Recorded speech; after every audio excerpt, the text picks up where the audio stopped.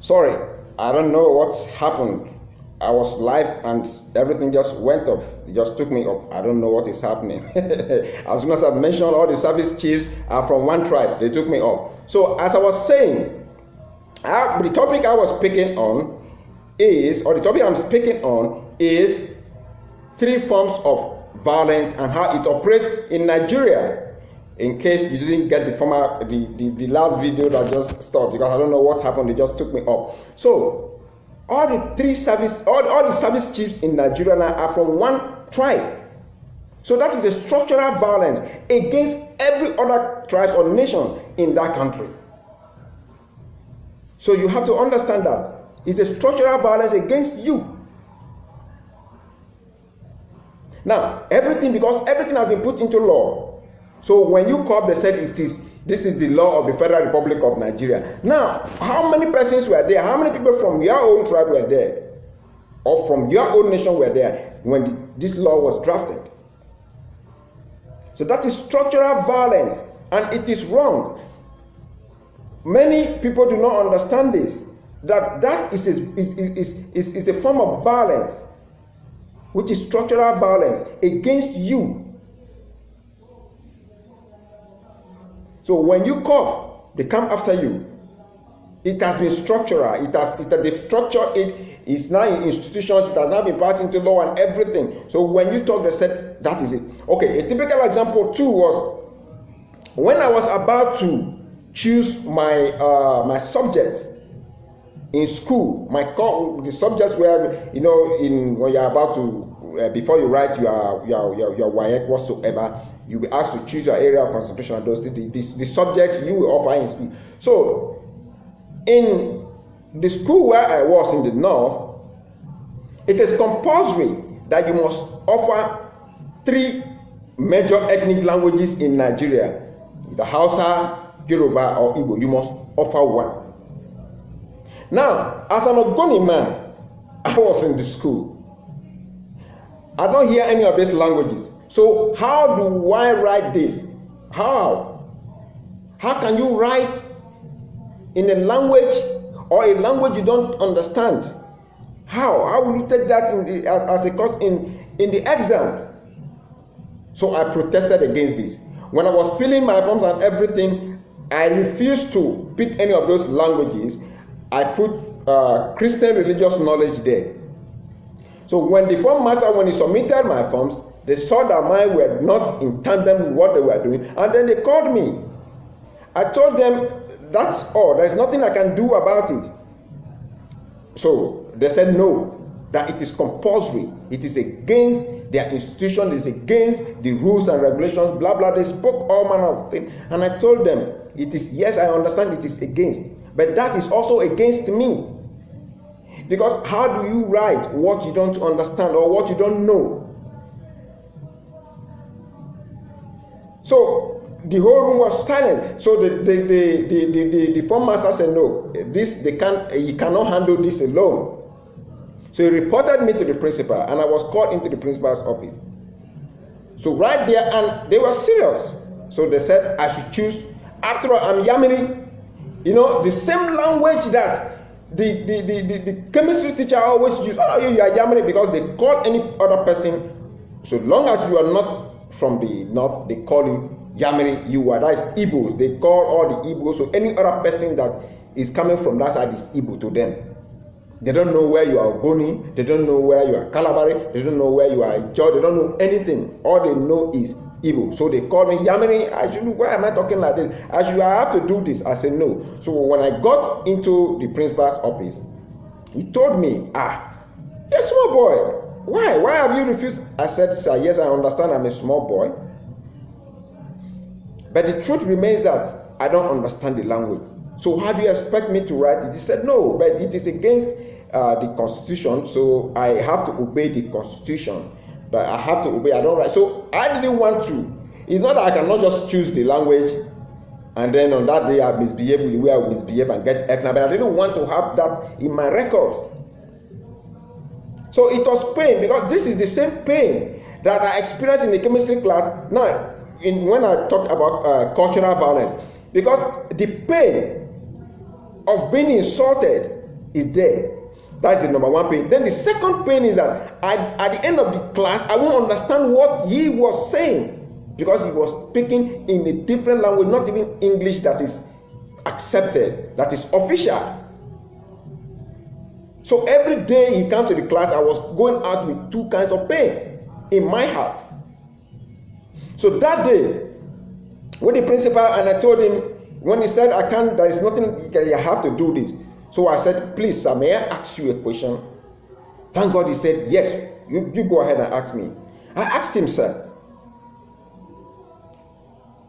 would you be pleased if your children are studying in a different land and they've been forced to write a language in exams, a language they don't understand, a language they can't speak, they can't write? And if they tell you that, will you be happy that your children is being suppressed and forced to engage in certain things? I don't know. It was like God touched his heart. He looked at me.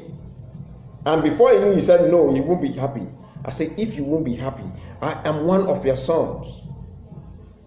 So don't let me pass through this pain. This man was confused. He looked at me. He said, wow.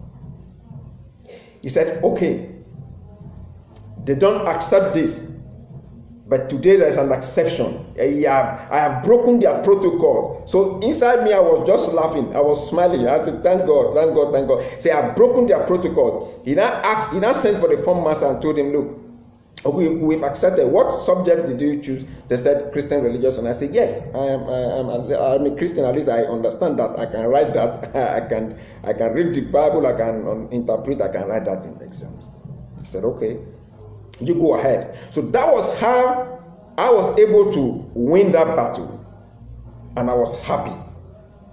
So that is, it is very unfair when things have been structured and they will force you to obey the law, that you must obey this law.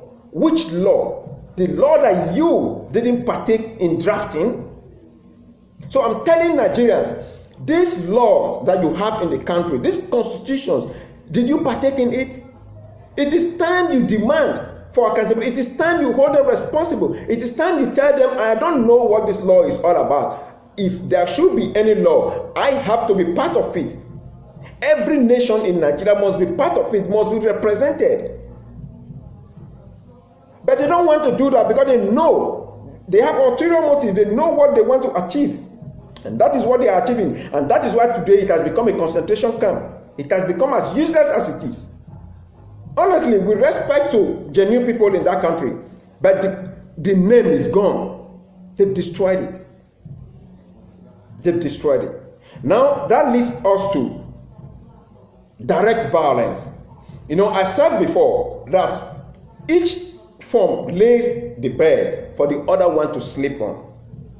Cultural violence lays the foundation for structural violence to exist. Now, structural violence lays the foundation for direct violence to exist. Now, direct violence is when you begin to see all kinds of vices, war, killing, all forms, assault. That is a direct violence. And this is what the Nigerian state is using against her citizens. When you talk, do you know what they will tell you? They will tell you it is against the constitution. So because it is against their constitution, they've now been empowered to perpetrate direct violence on you.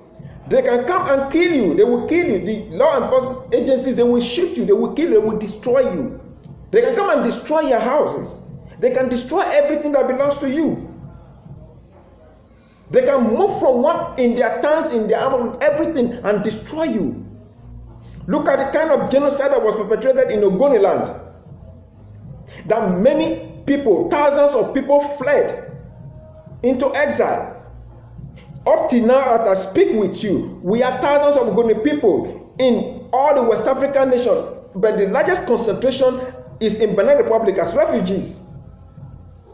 These are people, these are innocent people that were chased from home. They scattered all over West Africa. But the largest population or concentration is in Benin Republic. The genocide that was perpetrated against Ogoni people, and those people are suffering. And what have they done? Nothing. Because they advocate for a better situation, a better condition for their people. So that is what, okay, look at when they went after this IPOP man, what do they call it? Nnamdi Kanu. Look at how they went after him. Good or bad? Why must you go after him, to kill him, to destroy him? Why? Is it not human? He has his right as a Nigerian to demand for a better life for his people. And they send their python dance to go and dance foolishly like pythons. So this is happening in that country, and you must know that these three forms of violence, they work hand in hand. The other one feeds the other. The other one feeds the other. So if you don't know that the problem we have started from cultural violence. They laid the foundation, and then it becomes institutional, which is structural violence. And then you now see the reaction, which is direct violence. So all that you see, look, some set of people called Fulani herdsmen who move freely and be destroying and be killing people. Look at what is happening in southern Kaduna. Look at the way they're killing Christians. They're killing innocent people. And then people don't talk. People keep mute. They don't talk about it. That is violence. And it is wrong. In its totality, it is wrong.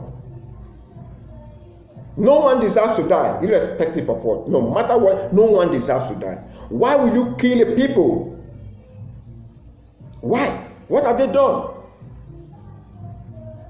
Then you back it up with your foolish laws, with your foolish constitutions. It's wrong. So the oppressed in Nigeria must demand for their rights and must get their rights. They must achieve it. The other day, the Oduduwa people, they are already protesting. I tell Nigeria they should wait. It is gradually moving. The time is coming. It will be hotter than you see. When you are in and you are comfortable and you think everything is okay, it is going to be tougher than you see. Because people's eyes are beginning to open. The scales are dropping. Isn't it shameful that when once you say you are a Nigerian, they look at you as a condemned criminal? They don't even know you. They don't even know who you are. They've not even tested you. But you are condemned. Because some set of people feel that they are superior.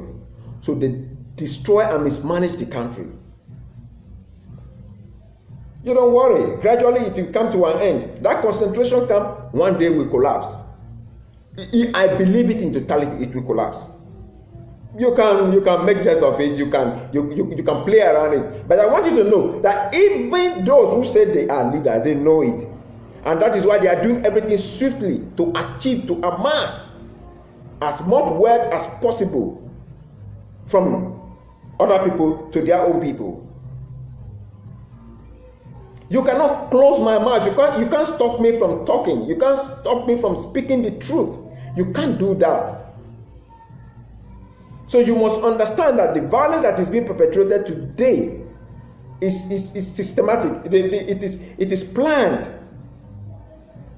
So from cultural violence to structural violence and to direct violence. Let me use an example of, let me say a bird. You know, cultural violence is when you write, you speak, you even act in the movie, do several things, and like saying birds are not supposed to fly. You know, when you look at the bird, you say, look, you are not supposed to fly. So you are using verbal, language to stigmatize or to oppress this bird. Look, you are a bird, you are not supposed to fly. You are not supposed to fly. You are not, and you know that by the creation or by the way the bird was made, the bird was supposed to fly. But because of your own ulterior motive towards that bird, you tell that bird you're not supposed to fly, contradicting how he was made. You're not supposed to fly. That is what they are doing to the minorities in Nigeria. You are not supposed to say anything. You're not supposed to be anything in this country. You're not supposed to be this. You're not supposed to be that. We own everything. All your natural resources belong to us. All the minerals in your land belong to us. Now, let me use the same bird again. When you move to structural violence, it's when you now get this bird and put him in a cage and you lock it. So the bird now remains in the cage, believing that that is his dwelling place. That is where he's supposed to live forever. Because something has been used against him. He has been caged. Now, what have they done to people in Nigeria? They've caged them with their useless laws called constitution. They've caged people. You are not supposed to do this. These mineral resources belongs to us, so you are not supposed to talk. Don't say anything about it. You are not supposed to do this. This land belongs to. They've caged the people of Nigeria, and that is structural violence. They've used the law to cage you. Now, finally, you can also remove the bird from the cage, and you clip his wings, cut it off. When you do that, the bird cannot fly. No matter how it was made, once the feathers, you cut the wings and you chop off everything, the bird can no longer fly. Even walking will be difficult. Now, what is that? That is the direct violence. That is the direct violence that I might have applied on that bird. And that is what is happening in Nigeria. When you talk, they kill you. They kill you, they destroy you, they ensure that you don't get anywhere. They say, shut up. They will send all the necessary, all their military or their police or whatsoever, they will send them after you. Or the security department, they will send them after you and they will kill you. That is direct violence. So you can also understand from using that bird as an example.